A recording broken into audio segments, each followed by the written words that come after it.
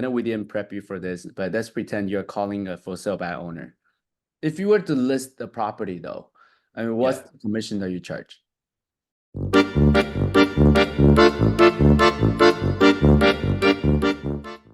Okay. All right. DK, thank you so much for coming onto our channel.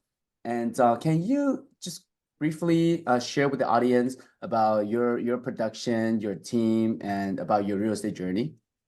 Yeah, first of all, I want to say I agree with everything that Ethan said at the beginning of the introduction. Everything. I agree with everything. Yeah, so sure. So we're a team. Right now, we're a team of 8. My team has fluctuated from me being a solo agent doing about 120 deals by myself with 1 full-time assistant to having 6 people and doing 240 transactions. Now we are 8 people because people come and go on a team at any given time. But in general, for the last 6 years, I've had between 5 to 7 people. Right now we have 8. So myself, 4 other full-time agents, okay, and then 2 full-time office managers, and my wife works part-time as well. Awesome. And our goal is to complete 200 transactions this year, and we'll see how it goes. So far, it's off to a good start. Fantastic. And can you share, because we met about, I think 8 years ago at McFerry. Yeah. I think we saw you on stage with John Tsai. We're like, oh, wow, that's amazing. Amazing, handsome man. Superstar. Not men's, men. Amazing cute couples on stage. Yeah. Yeah. And we heard you share your story. Can you kind of walk us through, like, how did you start your career? And secondly, once you started, how did you start selling 20, 30, 50, 100 homes a year as a solo agent? Good question. So I started about 11 years ago as a solo agent. I was selling TVs and I was making about 100,000 my last year, which was good money.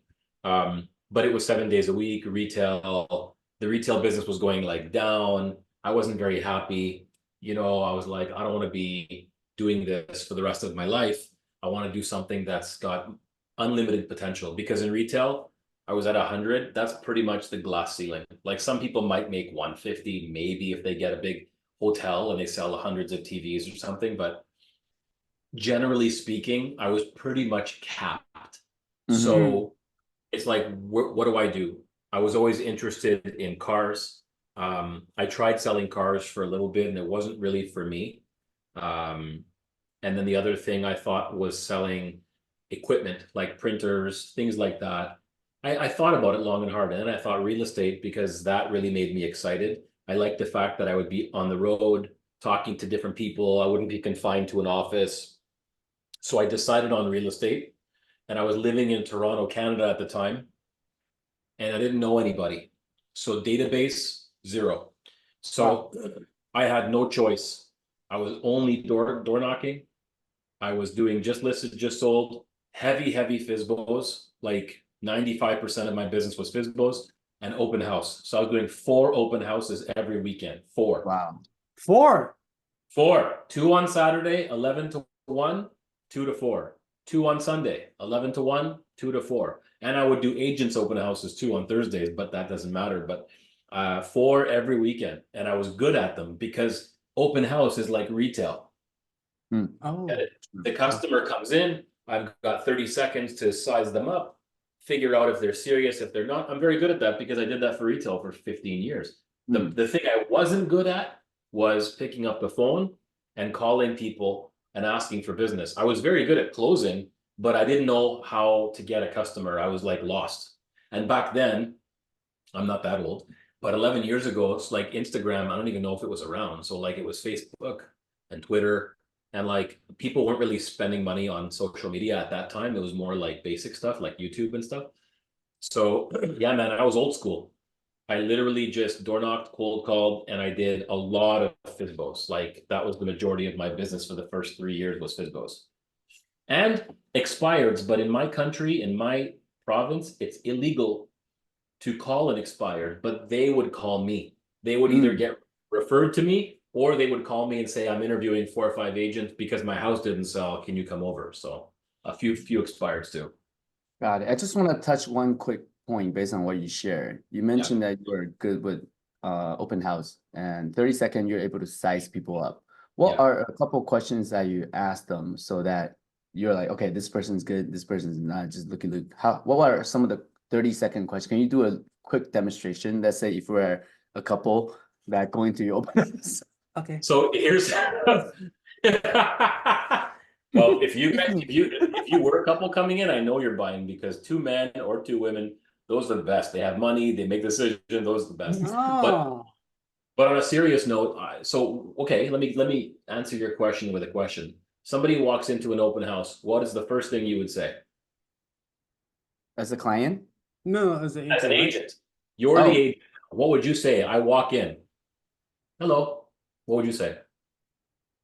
Welcome to the open house. Are you here to buy for your own or investment?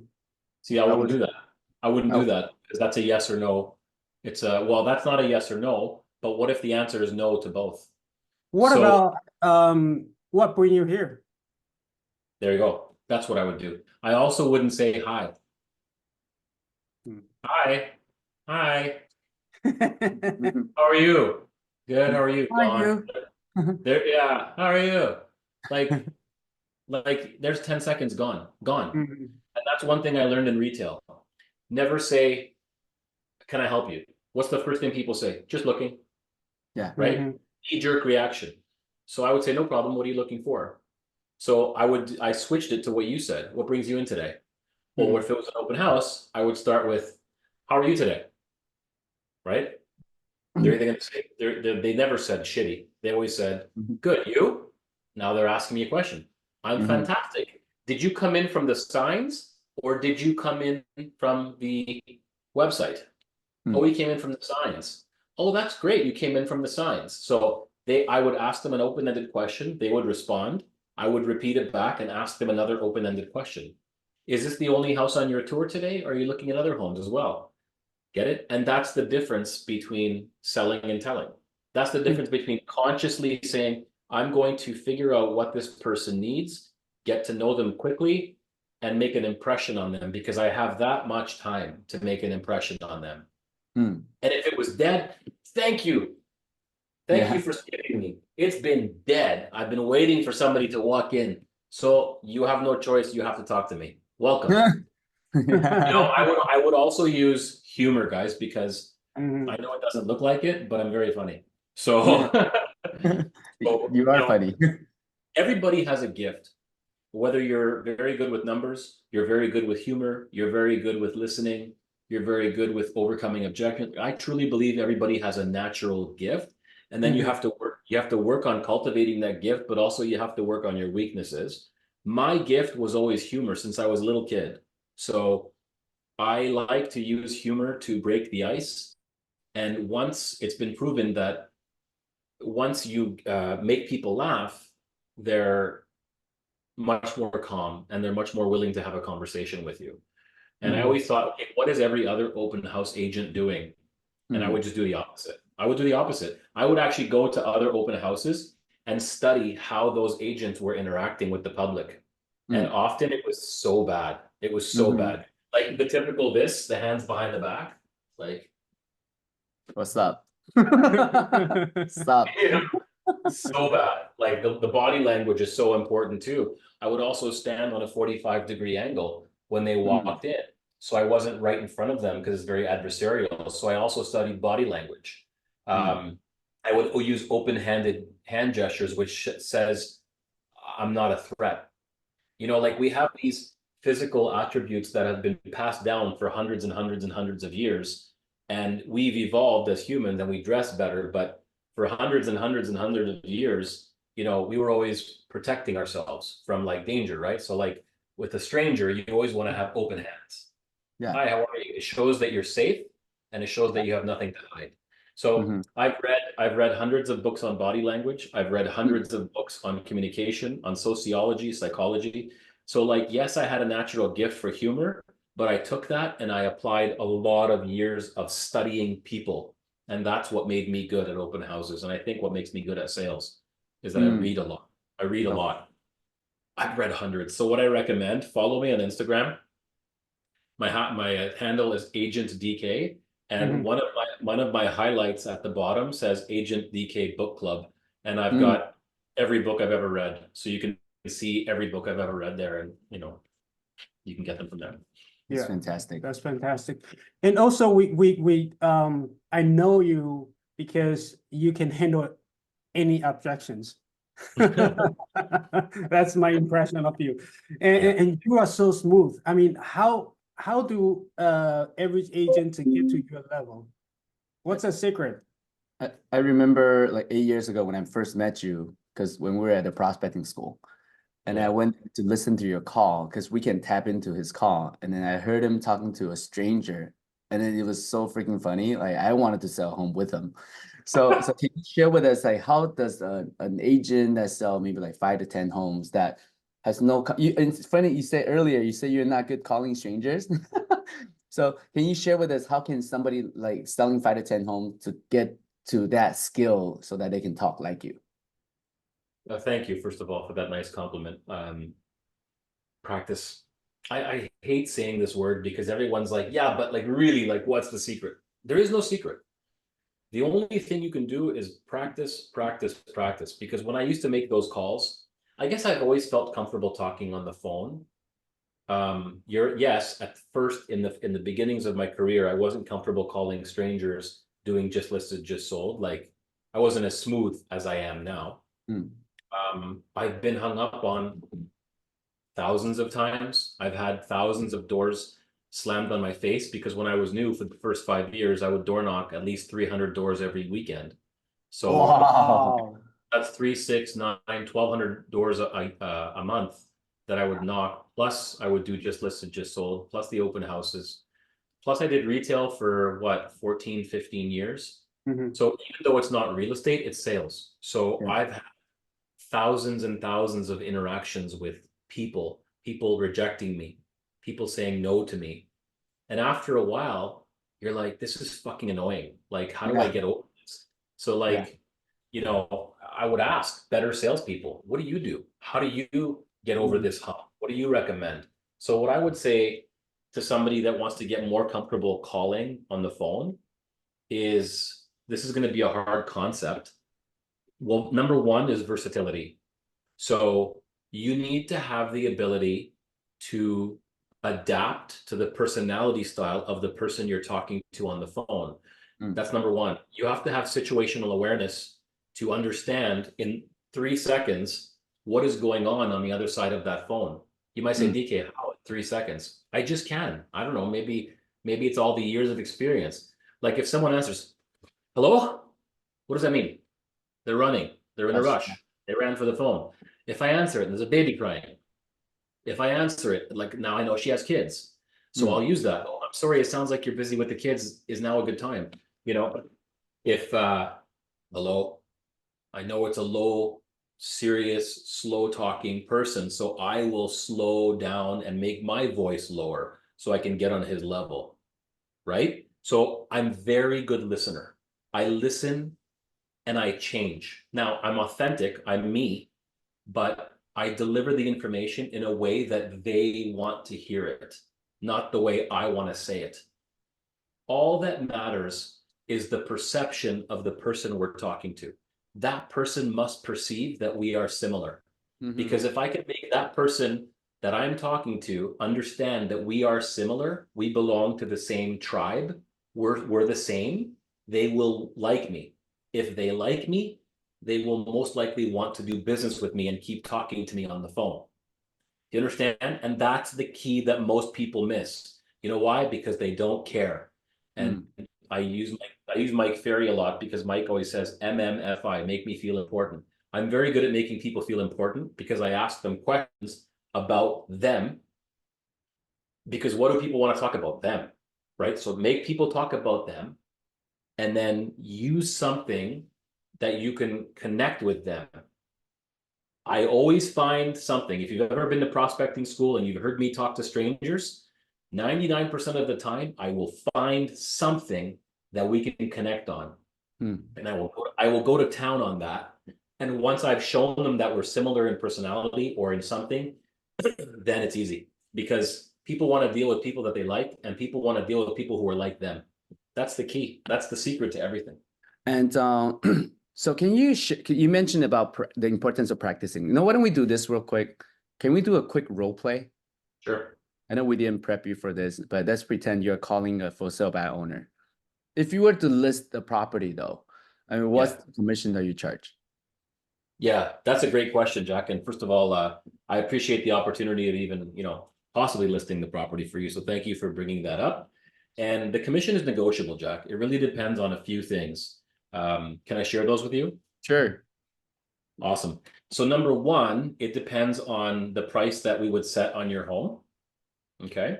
Number two, it would depend on the condition of your home, which is why, Jack, you have to see it. Okay.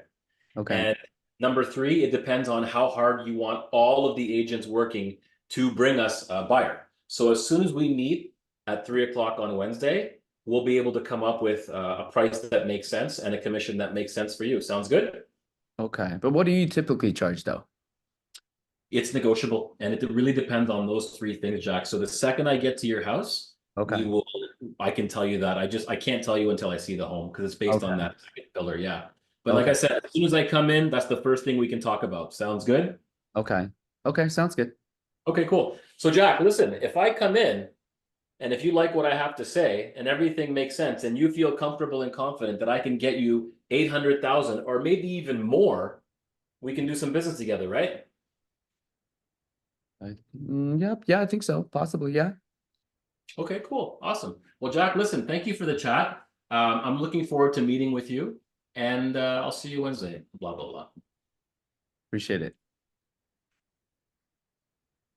That was not fair because you didn't give me any preparation. I didn't. Sorry, but you did great though. You did great.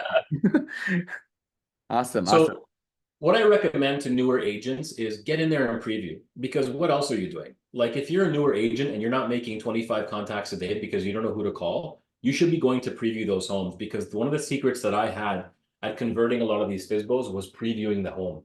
And as I was in the home, I was building more and more rapport, and then doing my presentation as I was walking room by room, and then showing them the doubt. Well, you're not sold yet. You haven't done, any offers yet, whatever.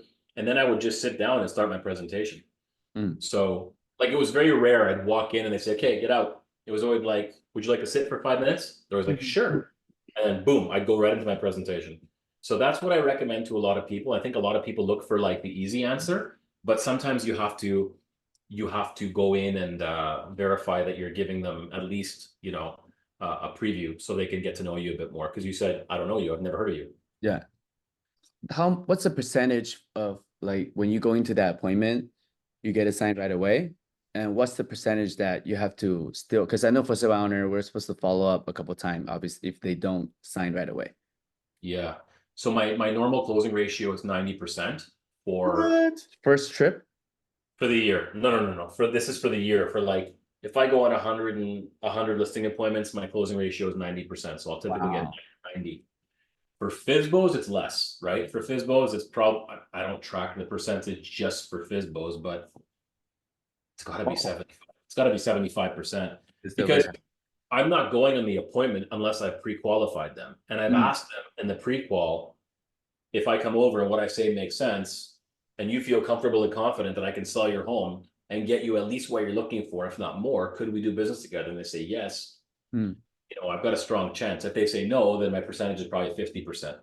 I think I used to call people 6 to 8 times before I got lead follow-up, before I got an answer. Now it's like 15 times. Oh, wow. Double. Now it's double. Yeah. Got it. That's the part that's really important, is the lead follow-up. You guys have to remember that lead follow-up is so important, and it's a step that a lot of people are missing these days. And that's the key with FSBOs is massive lead follow-up. Okay. Yeah. So DK, when you were practicing, I mean, a lot of people, they say they practice, but how do you, like, what's the intensity of practice? What does the practice looks like for you to be effectively practice? So practice for me is like this. So I have a script right here that I'm working on that given day. So this is just sold script. Okay, so put this back. This is legit how it goes. This is me in my office. Hi, my name is blank with blank. I recently sold a home in your area over on blank. It has blank bedrooms and blank bathrooms and is sold for blank. We know that when someone sells, usually 2 or more sell right away. So I was wondering, when do you plan on moving? Terrific. How long have you lived at this address? Great. When did you move there? Good for you. How did you happen to pick this address? Excellent. If you were to move, where'd you go next? And I go fast. And then I do it again. And then again, I'll typically do it 2 or 3 times. And then I'll do it slowly. Hi, my name is, and I'll smile. My name is Agent DK with eXp Realty. And my company recently listed a home in your area over on 123 Banana Street. And it has 4 bedrooms. I'll even use my hands, even though they can't see me. And 3 bathrooms. And it sold for $750,000. And we know that when someone sells their home, usually 2 more sell right away. So I was wondering, when do you plan on moving? Now, why am I being overly like theatrical? Because when I get on the phone, it's not like that. So in practice, you've got to go extreme so that in reality, you bring it down a level, right, to enthusiasm. Because if you practice like this, hi, my name is DK. I'm with recently sold a home in your area and it has 4 bedrooms and 3 bathrooms. And we know that when one home sells, usually 2 or more sell. So I was wondering, problem with that is now that I get on the phone, my energy is going to be that or less. Yeah. So I go here, which is stupid, just to come down to here. And then after the first couple of seconds on the phone, I will adapt my energy to the person that's giving me the energy over the phone. I'm always going to be 1 level higher than the person on the phone, always. Not much, but a little bit more. And just back to, I wanted to share something with you guys that's very important that you can share with your people. When it comes to objections and tactful persistence, you know what tactful persistence means, right? Like strategic persistence. Of the salespeople that asked for the order, I'm sharing this with you. I just shared it with my team. 44% of salespeople give up after the first no. 22% give up after 2 no's. 14% give up after 3 no's. And 12% give up after 4 no's. 92% give up without asking for the order a 5th time. This means only 8% of salespeople will ask for the order more than 4 times. So 60% of all the customers say no 4 times before saying yes. This means that only 8% of the salespeople are getting 60% of the business just by being hard-headed and relentlessly asking for the business. I read this book when I was 18 years old. It's called How to Win Customers and Keep Them for Life. And I read that book when I was 18 years old. And that's why I would follow up 6 times, because I read this book. And it said, okay, most people give up after 4. I'm going to do 6. And now it's doubled because we have this fucking thing. And there's too many distractions in the world. So because our brains are so occupied with information, it takes more follow-up. Like people don't read email anymore. They don't read text. They forget. They miss them. It's insane. There's too many messages coming in. So you've got to follow up like 15 to 16 times. This book is like 30 years old, maybe more. So thank you so much, DK. And you are in Ottawa. It's in the East Coast. Yeah, Ottawa. East Coast, Ottawa, Canada. Yeah, Eastern province of Ontario. Yeah. So if anybody looking to buy or sell a home, DK is your man. That's our go-to person. Yeah, or if you're a real estate agent, you have a referral, people looking to buy or sell there, you can definitely hand it to DK. He will take very good care of your clients. Or if you're an agent in Ottawa looking to join a team, if I'm there, I will want to join his team. I appreciate that, guys. Thank you very much. And yeah, like even if you have somebody for Canada, let me know, because I'm very well connected all across Canada. So even if it's Vancouver, Toronto, I practice in Ottawa, but I've got people throughout Canada that I can send you to that are excellent. So thank you for that. And it's Agent DK is my handle. I was going to ask that. Perfect. Well, thank you so much. OK， 好，那很感谢 DK 今天来上我们节目。那他今天分享很多如何去练习，如果更有效练习，如何去跟你的客人应对，希望对你们来说是有帮助的一个影片。那我们的房产经纪工作室也有一个 WeChat 的群组，那如果你是有兴趣加入我们群组的话，可以扫下面的 QR code。那今天影片就到这边，希望你们会喜欢。那如果觉得不错的话，帮我们按个赞。那我们下个影片见喽，拜拜。Thank you so much, DK. I really appreciate it. That was great. I'm the only white guy on VChat. Oh.